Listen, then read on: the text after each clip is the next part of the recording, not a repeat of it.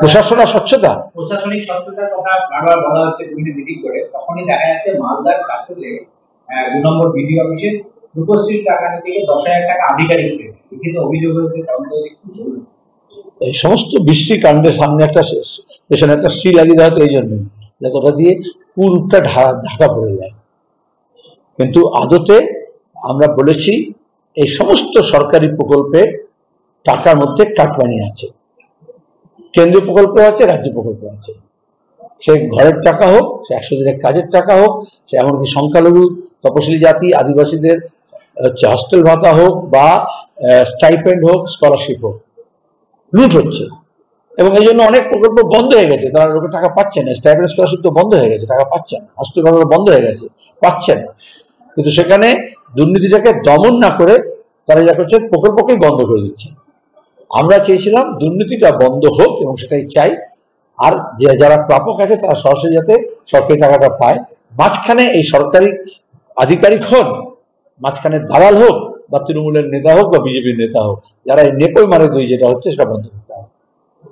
Bulldozer নামিয়ে গ্রুপের মতো অবৈধ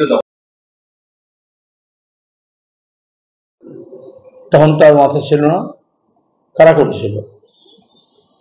আমরা বলি না জাত পাত ধর্ম বর্ণ ভাষা প্রদেশ সেটা নিয়ে আমরা এগুলো প্রশ্ন করি না। কিন্তু এই যে ওনার একটার পর একটা সর্বভারতীয় নেত্রী হবেন বলে উনি মাঝখানে বললেন আমি হিন্দি বলতে পড়তে আরম্ভ করে দিয়েছি। এখন কি হলো তার? আসলে আমাদের দেশের একদিকে যেমন ধর্মের নামে ভোট করার চেষ্টা করছে বিজেপি এবং অন্যান্য দলও কিছু। আমরা যখন ইন্ডিয়া ব্লক করে নানা ভাষা, নানা মত, নানা পরিধান সবাইকে এক জায়গায় জুড়তে চেষ্টা করছি, তৃণমূল কংগ্রেস তখন এই উগ্র জাতীয়তাবাদের কাউন্টারের জন্য আর একটা বাঙালি জাতীয়তাবাদ, নিজে যেহেতু রিজিয়নাল পার্টি, আর যখন তার মণিপুর, গোয়া, মেঘালয়, আসাম, ত্রিপুরা, সব উত্তরপ্রদেশ সব স্বপ্ন চুরমার হয়েছে, তখন এটা আরএসএস এর নির্দিষ্ট পথেই ইন্ডিয়া ব্লককে কাউন্টার করার জন্য এখন আবার একটা বাঙালি জাগো রাজনীতি করার চেষ্টা করছেন। এটা আমরা বাঙালি দেখেছি। তাহলে বাংলা ভাষায় স্কুলগুলো কেন তিনি তুলে দিচ্ছেন? বাংলা ভাষা পড়তে পারবে না, বলতে পারবে না কথা কেন? বিভিন্ন বিশ্ববিদ্যালয়গুলোর এই দুরবস্থা বাংলা। কেন্দ্রে যেমন বিশ্বভারতী বিশ্ববিদ্যালয়ের দুরবস্থা, তেমনি রাজ্য সরকার সব বিশ্ববিদ্যালয়ের দুরবস্থা। তাহলে বাংলা ভাষাকে বাঁচিয়ে রাখতে হলে বাংলা ভাষার শিক্ষা, সংস্কৃতি চর্চাকে আরো বাড়াতে হবে। এমনকি তার যে বিভিন্ন রকমের যে নিয়োগ আছে, তার যে বিজ্ঞাপন আছে, সেখানেও ভাষাকে, সংস্কৃতিকে আরো বেশি গুরুত্ব দিতে হবে। তার নিজের মুখের জায়গায় তিনি যদি একটা বাংলা শব্দ ব্যবহার করেন, সে আরো ভালো হবে না?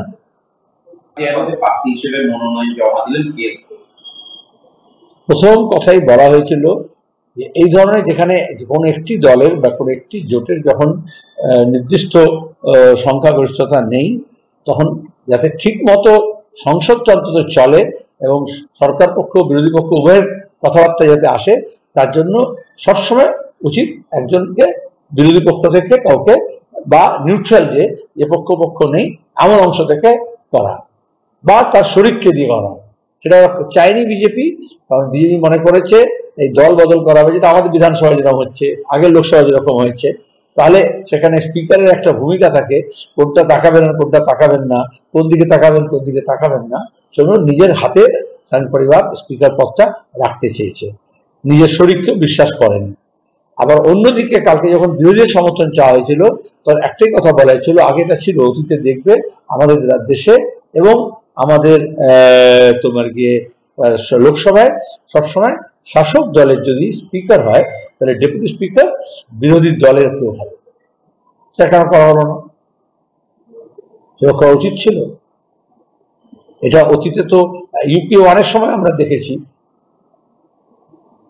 আকালি দলের প্রতিনিধি ছিলেন ডেপুটি স্পিকার, যেমন সোমনাথ চ্যাটার্জি ছিলেন স্পিকার, এনডিএ থেকে ছিল। তাহলে এই সাহসটা কেন দেখাতে পারছে না?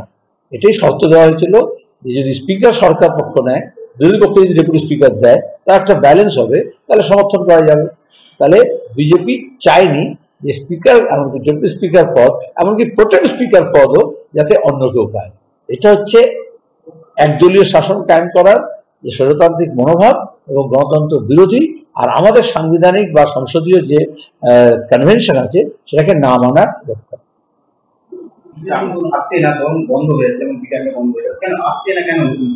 আচ্ছা, এই মুখ্যমন্ত্রী বলেছিলেন, গত বিজনেস সার্ভেতে বলা হয়েছিল ব্রিটানিয়া কোম্পানি দেখো তোমরা তোমাদের খবরে লিখে দিয়েছিল 300 কোটি টাকা খরচ করে নতুন বিনিয়োগ করবে এবং তারা ওই কারখানাটাকে নাকি মডার্নাইজ করবে, রিনোভেট করবে। তাই সাবমিট করে কি হয়? শুধু মুখ্যমন্ত্রীর ছবি লাগানো হয়, কি খাওয়ান দাওয়ান হয়, খাবার টাকা পয়সা লুট হয়। আসলে যে কথাটা বলেন সেটা মিথ্যে কথা বলেন। ব্রিটেনের একটা উদাহরণ। তো উনি স্পেনে গিয়ে বলেছিলেন কোথায় স্টিল কোম্পানি হবে, তোমরা কত লিখেছিলে, স্টিলের কারখানা হবে, সৌরভ করবে, বলেছেন না? সেটা কত বিজ্ঞাপন হলো, কত ইন্টারভিউ হলো, হলোটা কি? মুখ্যমন্ত্রী যেটা বলেন কাজটা তার উল্টো হয়। কিন্তু আমাদের রাজ্যে শুধু পরিযায়ী শ্রমিক হবে, এখানে কলকারখানা না হয় তাহলে হবে। এই কথাই আমরা বামপন্থীরা বলেছিলাম, এই রাজ্যেই শিল্প কারখানা গড়ে তুলতে হবে। পুরনো যে শিল্প কলকারখানা হচ্ছে, সরকারি হোক বেসরকারি হোক, সেগুলোকে বাঁচাতে হবে। কেন্দ্রীয় সরকারও তার সমস্ত দপ্তরগুলো গুটিয়ে নিচ্ছে, অন্য জায়গায় নিয়ে যাচ্ছে, আর প্রাইভেট কোম্পানিগুলো এই তোলাবাজির জ্বালায় এবং আইনটিটিউসির জুলুমে তারা হচ্ছে কারখানা বন্ধ করছে। টাকা খাওয়ার লোক চাকরিকে টাকা সাপ্লাই করতে ইডি সিবিআই ঠেকাতে সরাসরি অভিযোগ। আমরা কি বলেছিলাম? উনি যে 25-75 ভাগ করেছিলেন, তাহলে 25% বলেছিলেন তোমরা খাও, তৃণমূলের নিচেতলা পঞ্চায়েত পুরপ্রধান এদেরকে বলেছিলেন, 75 ভাগ কালীঘাটে করে ধরেছিলেন। 75 তো সব রাখেনি, তার মধ্যে যেমন কিছু অর্পিতা, পার্থ চ্যাটার্জি, তারপর জ্যোতিপ্রিয় মল্লিক, তারপর অনুব্রত, এবং আরো নানা সব নাম বেরিয়েছে, তাদের কাছ থেকে কিছু পাওয়া গেছে। আর একটা বড় অংশের পার্সেন্টেজ বিজেপি নেতাদের কাছে দেওয়া হচ্ছে। মমতা নিজে স্বীকার করেছেন। তা নাহলে তো টিকে থাকবে না। ভাইপো সবটাকে বিদেশে পাঠাচ্ছে, একটা অংশ বিদেশে পাঠাচ্ছে, একটা অংশ দিল্লিতে নাগপুরে পাঠাচ্ছে, পরিষ্কার কথা। এর আমরাই তো প্রথম থেকে বলে এসেছি, এখন উনি কবুল করছেন। তো মুখ্যমন্ত্রী কবুল করে যাবে না, তাহলে তৃণমূলের নেত্রী তিনি, তৃণমূলের কোন নেতা বিজেপিকে টাকা দিচ্ছে তিনি জানেন না? তিনি সব খাওয়া রাখেন। তাহলে তিনি পুলিশ মন্ত্রী, তাহলে পুলিশ কি করছে? তাহলে সেখানে কেন? এটা তো বেআইনি লেনদেন। একটা সাধারণ মানুষ যদি 20,000 টাকার বেশি কোনো টাকা নিয়ে ঘোরে, তাহলে আইন অনুযায়ী নতুন এখন হচ্ছে যে তুমি ক্যাশ টাকা ট্রানজাকশন করতে পারবে না। তাহলে লক্ষ লক্ষ কোটি কোটি টাকা আদান প্রদান হচ্ছে বিজেপি আর তৃণমূলের নেতাদের মধ্যে। সে নিয়ে কেন্দ্রের বা রাজ্যের এজেন্সিগুলো কি করছে? মুখ্যমন্ত্রী কালকে বলার পরে সকাল থেকে দেখা যাচ্ছে পুলিশ প্রশাসন উদ্যোগ হয়ে গেছে, অ্যাক্টিভ হয়ে গেছে উদ্ধারের জন্য। জমি দপ্তর কি করছে?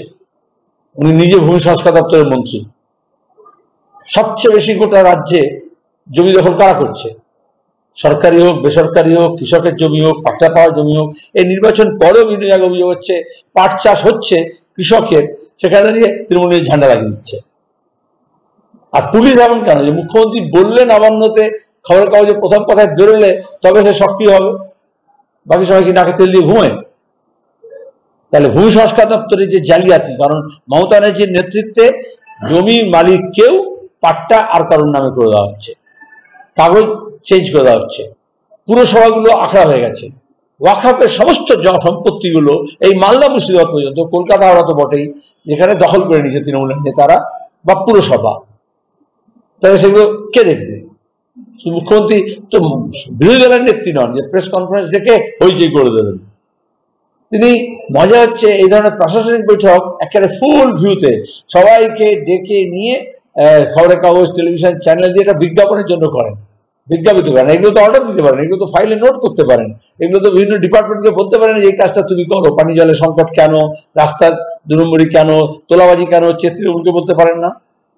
দুর্নীতি কেন হচ্ছে এটা বলতে পারেন না, জমি দখল কেন হচ্ছে সেটা জমি ডিপার্টমেন্ট বলতে পারেন না, স্বাস্থ্য দপ্তরের বেহাল কেন, স্বাস্থ্য দপ্তরের মন্ত্রী হিসেবে তিনি নিজে কাজ দিতে পারেন না। যেটা তার নিয়ম মাফিক প্রশাসনিক কাজ, সেটা তিনি ঢাক ঢোল পিটিয়ে বিজ্ঞাপন করে করছেন। আর যেটা মানুষকে জানানোর কথা, এই যে দাঙ্গা হাঙ্গামা করা ভোটের সময়, হিন্দু মুসলমান করা, যেগুলো হচ্ছে যে তোমার গিয়ে রামকৃষ্ণ মিশন, ভারত সেবাশ্রম সংঘ, তারপর হচ্ছে হিন্দুদেরকে ভাগীরথী গঙ্গা ভাসিয়ে দেওয়া হবে, আবার হচ্ছে যে তোমার গিয়ে এসব বলছে যখন তৃণমূলের নেতারা উনি নিজে বলছেন, তখন তো কোনো ব্যবস্থা নিচ্ছেন না। তার তো একটা ব্যবস্থা নেওয়া উচিত ছিল, কোন একটা কিচ্ছু বলেছেন। কারখানা বন্ধ হয়ে যাচ্ছে, কারখানায় রাজ্য থেকে চলে যাচ্ছে। ইস্টিল বন্ধ হয়েছে দুর্গাপুরে, ব্রিটানিয়া কারখানা বন্ধ হয়েছে কলকাতার তলায়, সেটা নিয়ে একটা কথা বলছেন, যেটা নিয়ে বলার কথা। দুর্গাপুরে তৃণমূলের মহিলা মদের আখড়ার বিরুদ্ধে আন্দোলন করছিল, তাকে তার স্বামীকে কাছ থেকে তৃণমূলের নেতারা সরিয়ে দিয়েছে, আর তারপরে তাকে বলেছে ওই পিঠে বানানোর জন্য তাকে তার ইজ্জত নিয়ে খেলতে হবে। একটা কথা বলেছেন মুখ্যমন্ত্রী। তাহলে নারী নির্যাতন নিয়ে একটা কথা বলছেন না কেন? যেটা যেসব বিষয় নিয়ে চিৎকার করে বলা উচিত যে এগুলো করবো না, গুন্ডামি, মস্তানি, তোলাবাজি, সেটা তিনি না বলে তিনি প্রশাসনিক বৈঠকের নামে যেখানে প্রশাসনিক কাজ সেটাকে রাজনৈতিক মঞ্চে ব্যবহার করছেন। শেষ মুহূর্তে এটা কোন কি রাজনীতির অঙ্ক, না ভোটের ফলাফলের কি অন্য কোনো কারণ? 13 সংখ্যাটা যারা কুসংস্কারাচ্ছন্ন একটা অংশ ওরা বিশ্বে এরকম আছে যে 13 নিয়ে খুব ভাবিত হয়ে যায়, চিন্তিত হয়ে যায়। গতকাল মুখ্যমন্ত্রী এই যে চিৎকার চেঁচামেচি বকাবকি, এতে ওরা 13টা বুঝতে পারছি যে তিনি ওরকম যে কুসংস্কারাচ্ছন্ন মন আছে, তো তিনি ঘাবড়েছেন যে 13 পার করা যাবে কিনা। যখন আসে বিহারের উপর দিয়ে তখন সংরক্ষিত 9টা খামারের উপরে হামলা হলো। এই অবস্থা শুরু হলো আবার ট্রেন দিয়ে, যেটা কি বলবেন? রেল যাত্রা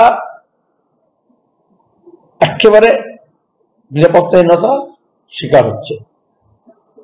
সেফটি এবং সিকিউরিটি এটা আইন শৃঙ্খলা ব্যাপার না, তা সত্ত্বেও যে হামলাবাজি হচ্ছে সেটা আইন শৃঙ্খলা ব্যাপার হতে পারে। তাহলে রেল দপ্তরটা চালাচ্ছে বিজেপি, আবার বিহারে সরকার হচ্ছে এনডিএ, কাকে দায়িত্ব করবেন? তার মাঝে মাঝে বলা হয় ডাবল ইঞ্জিন সরকার হলে সব ঠিক হয়ে যাবে। একটা সিঙ্গেল ইঞ্জিনে রেল ঠিক মতো চালাতে পারছে না, আর ডাবল ইঞ্জিনে সরকার সব ঠিক করে দেবে, এটা কোথায় ঠিক হয়েছে? আমার মনে হয় হইচই করে কোটি কোটি টাকা খরচা করে এই যে বুলেট ট্রেন, এই যে বন্দে ভারত, এইসবের গল্প শোনানো হচ্ছে।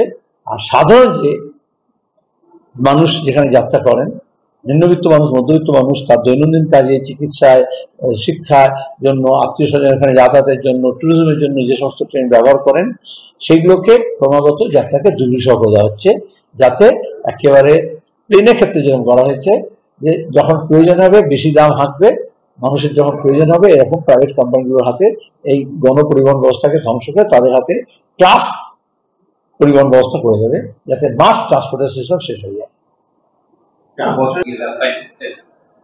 সব লোক দেখানো যে ফটো অপশন, কালকে আমরা ট্রাক্টরে করে গেছে, তাহলে শপথ নিতে পার্লামেন্টে উনি মমতা ব্যানার্জি একটু তাহলে বুলডোজার ওঠার শখ হয়েছে। ধন্যবাদ।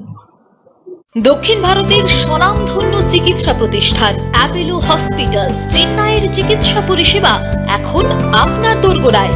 আমাদের এখানে রয়েছে অত্যাধুনিক দন্ত চিকিৎসা, টেলিমেডিসিনের ব্যবস্থা, লো রেডিয়েশন সিটি স্ক্যান, অত্যাধুনিক প্যাথোলজি ল্যাব, এন্ডোস্কোপি, ইউএসজি, সব রকমের ভ্যাকসিনেশন ও কার্ডিয়াক কেয়ার ফ্যাসিলিটি।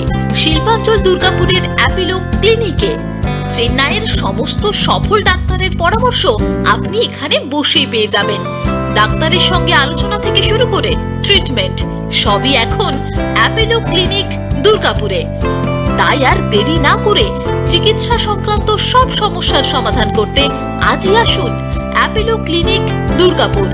আমাদের ঠিকানা আরা শিবতলা রোড, মুচিপাড়া, দুর্গাপুর, তপবন সিটির সন্নিকটে। যোগাযোগ এবং বুকিং নাম্বার 8927800447, এছাড়াও 8670909033। সবার আগে খবরের আপডেট পাওয়ার জন্য সাবস্ক্রাইব করুন আমাদের ইউটিউব চ্যানেল এবং ক্লিক করুন বেল নোটিফিকেশন আইকনে।